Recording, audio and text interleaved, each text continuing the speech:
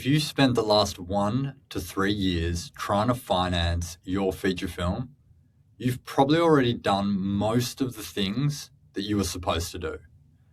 You've probably put in at least one development application, maybe with Screen Australia or another funding agency that's in your country. You've had a couple of meetings with producers who seemed interested and then slowly went quiet, right? You sent the emails, no response. You've probably raised the idea with people who might invest, family, friends, a business contact. And you've got some warm conversations going, but nothing that actually turned into committed money.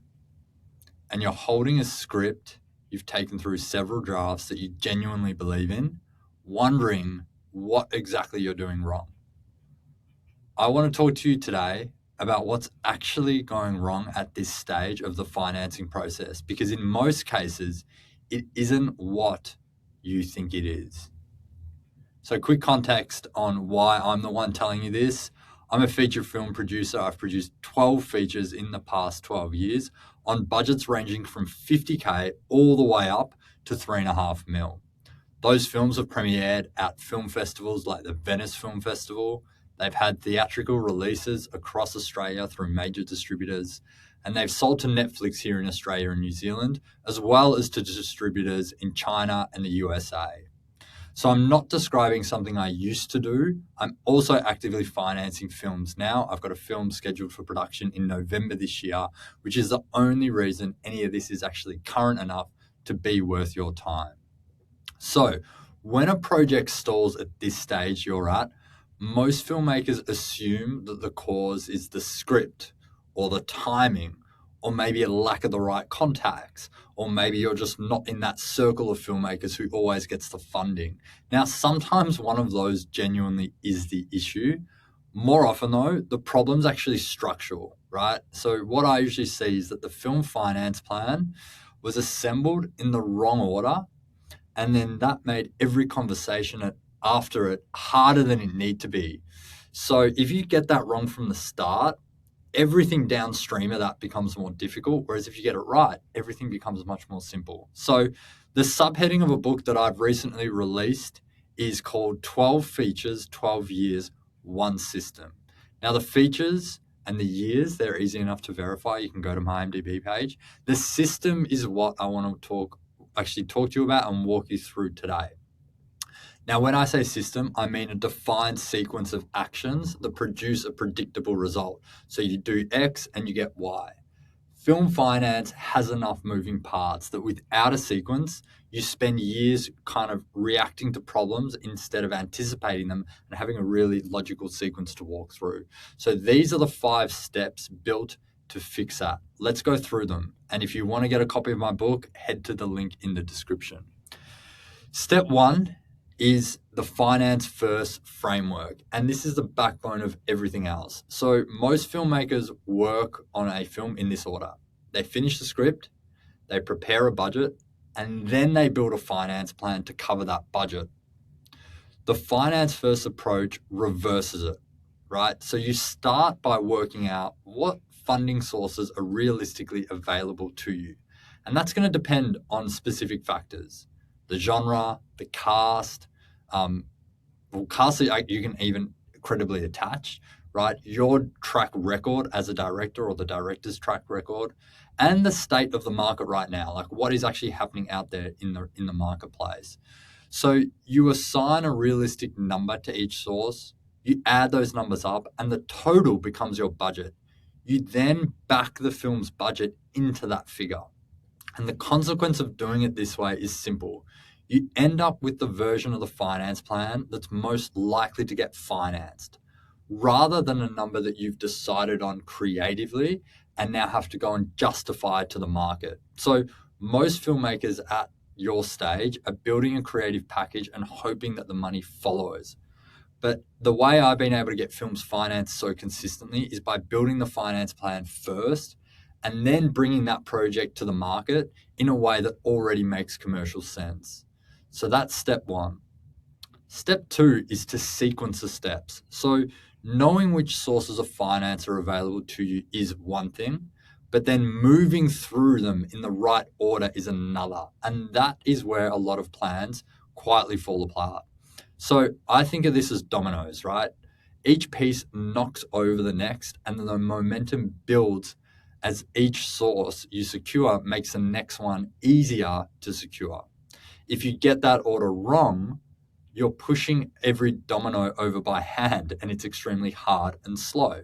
So let me give you a few concrete examples of how the order changes film to film. So in Australia, we have a federal tax incentive, and it requires a theatrical distribution deal to be in place first.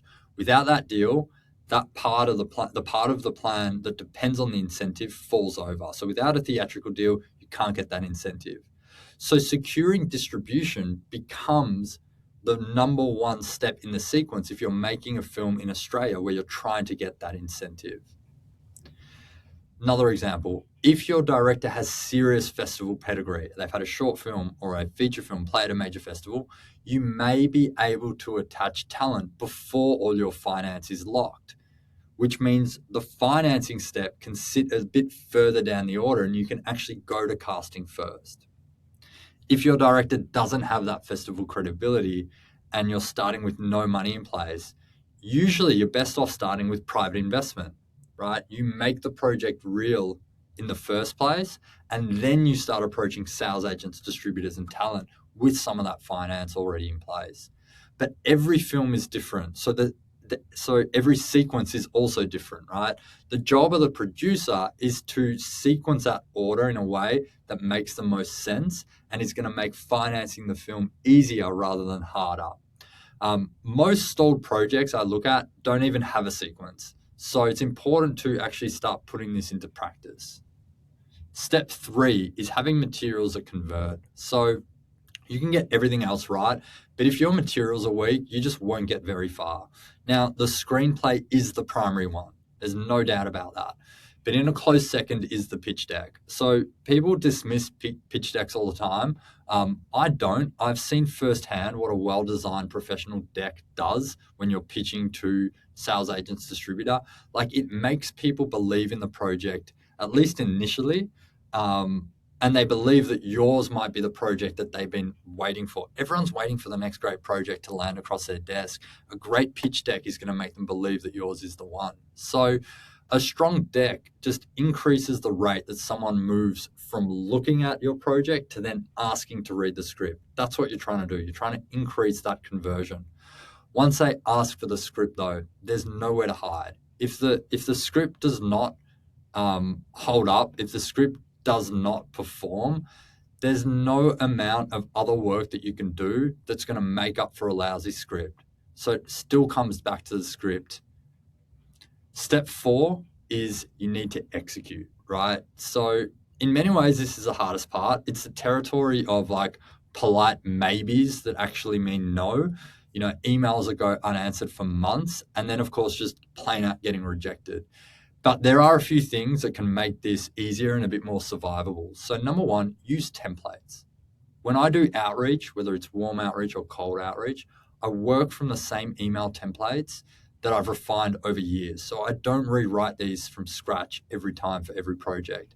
I just open the template up, fill in the specifics, and then hit send. It just makes it much easier to begin with. Next thing is stay on one project. So one film, one sequence. If you start splitting your attention across multiple projects, you're going to fail. It's just one of the most common reasons I've seen for filmmakers to not get their films up or for it to take way longer than it should. Next is to collapse the time between idea and action. So if you think of a possible investor, contact them that day. If you see an announcement about a new sales agent or financier, reach out to them immediately. A lot of films finance slowly simply because the producer moves too slowly. So that's just, if you can act quickly, condense that time, it's going to speed you up. The next is to set internal datelines. So have a date that you need a response from a distributor or a talent agent. And if that date passes with no reply, move on. Have those dates that you set internally and then stick to them. And then finally, follow up properly. So if you're reaching out to someone, reach out and then send 3 emails within 14 days, 4 emails in total, right? Just hit them hard for 2 weeks. If they don't reply, they're not interested. You can move on. But at least you know you've given it, as much as you can in a really short period of time. And that way you're not spending months and months or weeks and weeks waiting for a reply. You can just hit it hard. If they don't reply, you move on.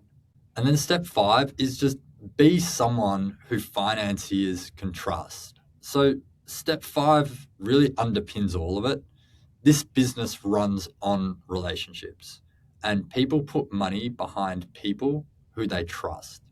So in practice, what does that mean? It just means no inflated numbers, no overpromising. You're upfront about what you're doing with the film. You acknowledge where the real challenges are. You don't get defensive when someone pushes back about your budget or your finance plan or something creative, right? You're open and you can have those conversations, kind of naturally. And you have a plan for how you're going to deal with some of these challenges that hopefully you've either already found or that people are bringing up. So investors and distributors, they've seen optimistic projections before, and they discount them immediately anyway. So being someone who's just straight with them is what helps make capital gravitate towards you over time, not necessarily on the first film or just on the first film, but across a career. So these 5 steps build on each other. You want to get the structure right from the very beginning. If you get your financial structure wrong on a film, everything else is going to be hard after that. How do you get the structure right? You use the finance first framework that I mentioned at the start of the video. If you get that right, the execution phase is also going to become much easier, right? You're not going to be pushing against an order or a structure that was never going to work. So if you get it right, you're not pitching blind, you're pitching with something that makes financial and rational sense. And you're moving through a defined process and towards an endpoint. So if you've got a script you believe in and you've been stuck at this stage for a while, the fix is almost always the first 2 steps in this video. What you're financing and the order that you're doing it in. If you get those 2 things right, like you're 80% of the way there. I can't tell you that your film will get financed, and I'm not going to. But what I can do is look at your actual project, your plan, your budget, your sequence, and tell you honestly where it's structured wrong and what needs to change.